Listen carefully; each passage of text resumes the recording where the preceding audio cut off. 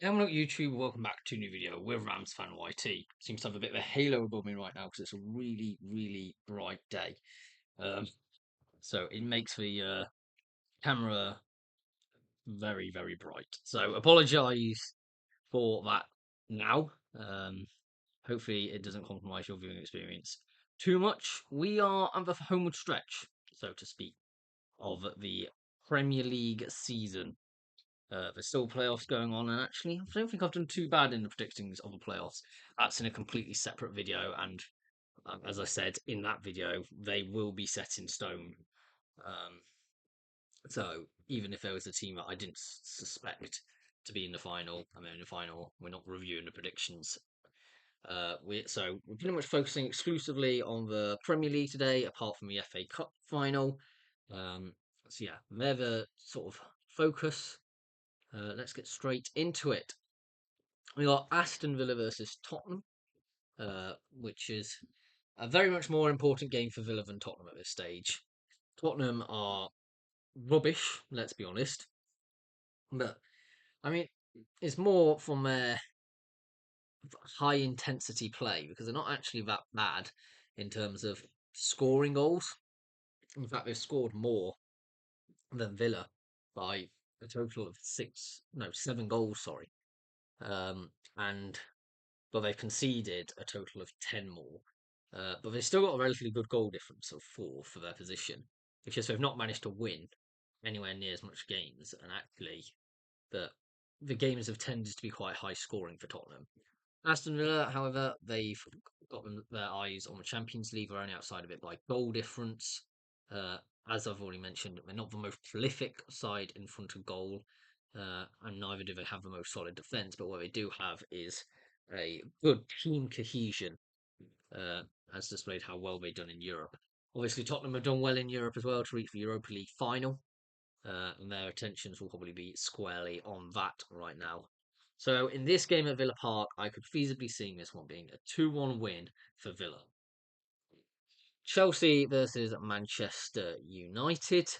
Uh, the other team in the Europa League final is Manchester United, but also equally doing bad in the league. In fact, they're doing probably arguably worse than Spurs in terms of the statistics. 53 goals conceded isn't the worst, but only 42 goals scored is really not good enough. And that does seem to be where the problem is at the moment. They don't have a really standout strike force. Um, and the strikers they've recently had have been a bit of a joke. Uh, Compare this to Chelsea, which is a team which have scored 62 goals. They're just about in the Champions League spots. There's now 5 Champions League spots in the normal league phase. They did lose their last game, but before that they were on an absolutely incredible run. And to be fair, that was a no disgrace either. It was against third place at Newcastle. Uh, Chelsea, I think, need to win this game in order to stay within that European hunt, and not off into the Europa League. I'm going to go 4-3 Chelsea. I think it's going to be quite actually a chaotic game, um, as Chelsea will leave themselves vulnerable at the back, attempting to completely dominate this game. Crystal Palace versus Manchester City in the FA Cup final. Now, form sort of goes out the window when it comes to FA Cup finals and the like. It's quite a difficult one to predict because Manchester City will obviously be favourites, but Crystal Palace have that underdog things that have really taken them so far this season in the FA Cup to actually get to the final. And Man City don't need this necessarily to get qualification for Europe, but what they do want a trophy at least to say that it's not been a categorical failure, because that's where City are at the moment. If they don't win a trophy and they're finishing in fourth, then that is a failure by all metrics for them. And Crystal Palace will just be proud that they've reached the final, whether they win it or not. It's a great achievement for the club, which actually historically hasn't been the biggest club. I think that's fair to say, but uh, consistently finishing in mid-table over the last fair few years now in the Premier League. Have certainly cemented themselves as a regular. I think this one will be a 2-all draw, uh, and I think it'll go to extra time with Manchester City winning 4-2 on extra time. I want Palace to win. I might, depending when the time of the game is, do a live watch along. Uh, just because everybody enjoys a good FA Cup watch along, don't they? It's on 4:30 on a Saturday. I might be able to do that. I might be able to do it at 4:30 on a Saturday. Uh, so yeah, I'll make a live watch along on that if I'm back from what I'm doing on that day. Hopefully should be. Uh, then on to the next game. We've got Everton versus Southampton. Really nothing in this, except from pride, to be honest. Southampton have been relegated since the season started, let's be honest. Um, whereas Everton have mainly they're heading above water, to be honest. And in 13th, I think it's a good season by Everton standard. And I think they're certainly progressing in the right direction. They're obviously, I think this is actually their last game at Goodison Park. So it's going to be rocking, it's going to be packed out. Um, and it's almost sad to see, to be fair. I know the women are still going to be playing there, which is a really good sign to see. But yeah, certainly think Everton and Goodison, they're synonymous with each other, and it's one of them classically great stadiums that you really should be there at some point in your life. Um, so yeah, I think a bit of a bigger occasion for that. I think it's going to be a 1-1 draw. I think Southampton will play up a bit for the spotlight. It'll be interesting though. Or maybe they just do a good send off at Goodison. West Ham United versus Nottingham Forest. Thankfully, Forest seem to be bottling it. I think West Ham will claim all 3 points here. They are also at home, so we're going to have 3-2 to the Hammers, and hopefully Forest continue and have to settle for Conference League. And let's be honest, like they can't now not get into Europe, um, but nobody cares if you're in the Conference League. You know, it's an irrelevant competition.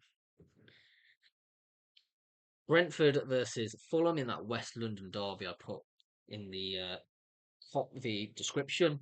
It's 8th the 11th. Brentford on a really good run form. They've won the last four, uh, which makes it a bit more harder to predict. I'm gonna go with a 0-0 draw because I just think local pride and it just becomes a bit scrappy. And I think this is actually what is probably going to be emerging as the main West London derby from here on in, because I think Chelsea are just a class above both of them. And they're not too far away from each other either geographically either. So yeah, Leicester versus Ipswich. Both of these are down and out. We're going to go a 1-1 draw. I don't think that would really appease either fan base. They both need to have a rethink over summer and a rebuild because let's face it, they've not been good enough. Um, I think there could be some scratching their heads, and you certainly. I know it seems to have been a bit of a pattern of those who going down seem to be coming back up, straight back up. Doesn't necessarily always mean the case. I mean, look at Luton this season. It's a real risk um, getting relegated from the Premier League because expectations therefore go through the roof of an instant return and doesn't necessarily uh, bear out any results. Um, so yeah, a 1-1 draw on that one. Arsenal versus Newcastle. Newcastle need to win this one in order to get second place, which would be a phenomenal season for the Magpies. I mean, I'm living in Newcastle now, and every single person is well and truly hyped by the fact that they can even be talking about being in second place along with an EFL Cup this season. Whichever way you dice it, has been a success for the Northern club. So yeah, I do think this one, Newcastle going to come in. Arsenal, bottle jobs as usual. We're going to see Newcastle win this one 2-0. Brighton Hove Albion versus Liverpool. I think Liverpool will just be content to see out the rest of the season now. We'll go with a 3-2 win. Brighton have now to play for. Neither does Liverpool. Liverpool are just that class above at the moment. Uh, On to Crystal Palace versus Wolverhampton Wanderers. This is an interesting one. 12th v 14th. Obviously, we'll know by that stage whether Crystal Palace have won the FA Cup or not. Um, so yeah, that's going to be an interesting one. I'm going to go with a 3-2 Palace win. I think Wolverhampton Wanderers are now in a bit of a wobble. They've lost their last two, and suddenly their dominance doesn't look as uh, undefeatable as it previously was. I mean, the two losses, just to cover it over, was actually probably preventable. I mean, Man City is a difficult game, but losing 2-0 at home to Brighton, you certainly think from the form which we saw at Wolves only a few weeks ago, I wouldn't have necessarily saw that coming. Um, so yeah, on to Manchester City versus Bournemouth. Uh, Man City to win this one. They're gonna try to get second place. They can seize this opportunity. So we are going to go for an absolute romping 6-1 win for Manchester City. Which takes us on to the final games of the season, and sync your clocks for kickoff.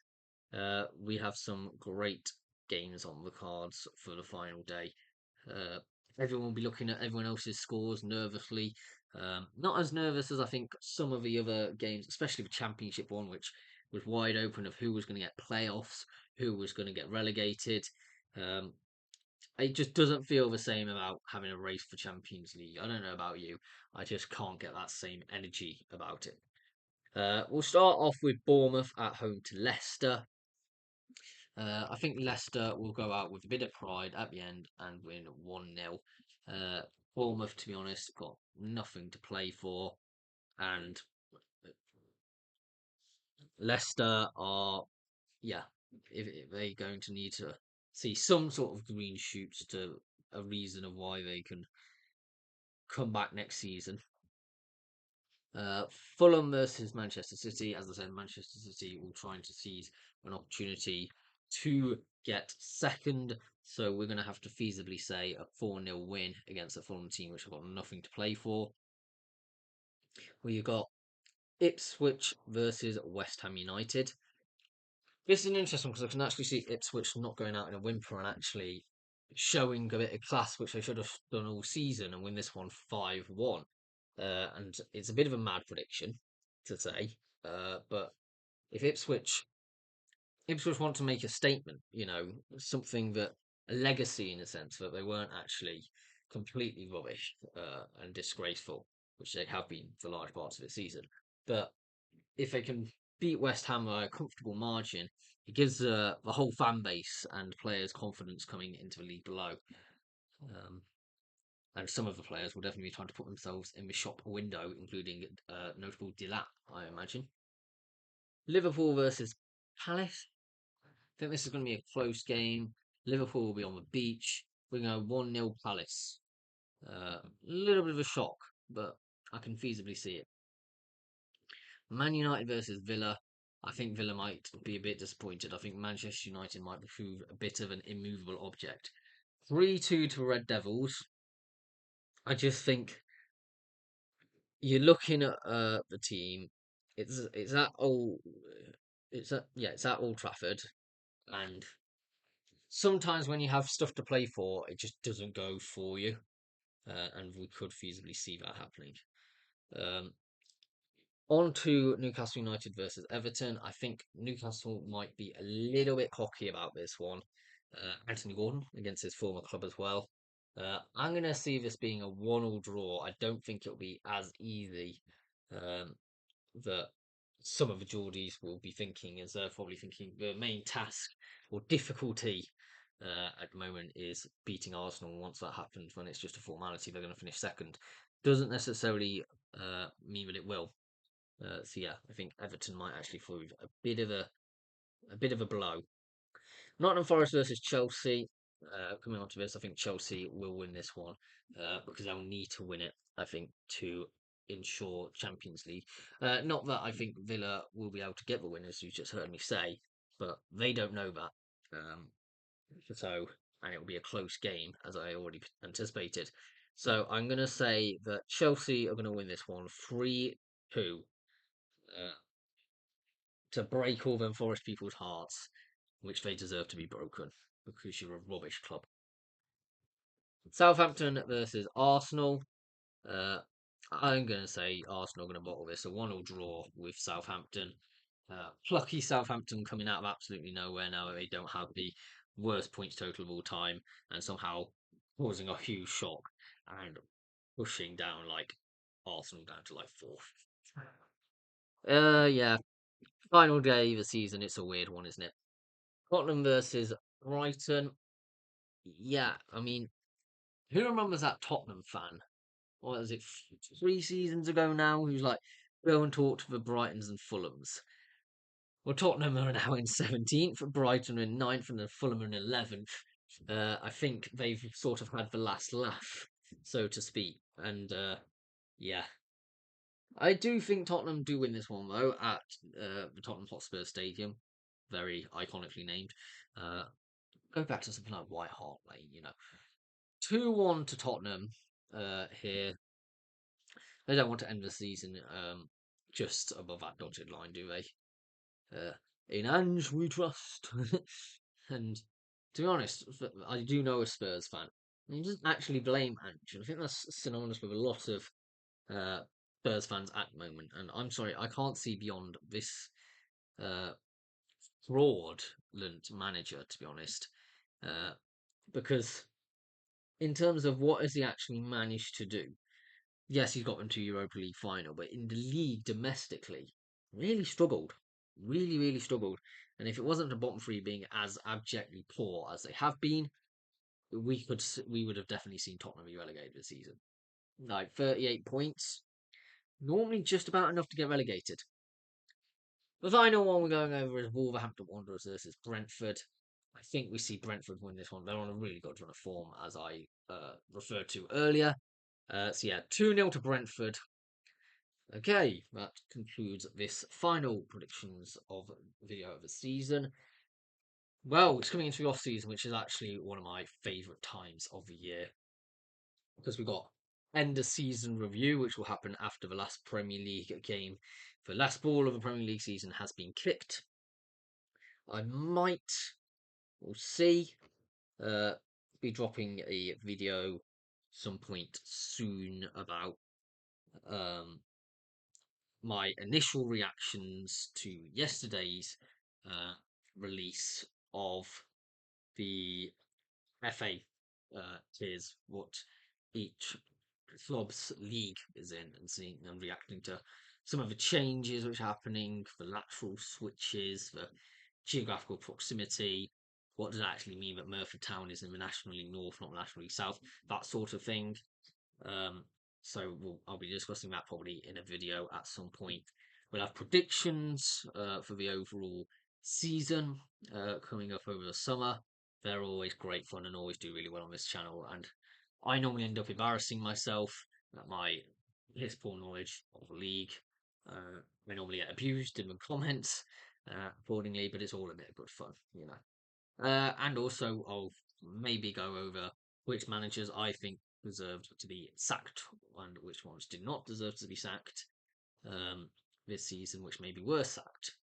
Uh, so, yeah, do subscribe, do stick around, and I'll see you all in the next video.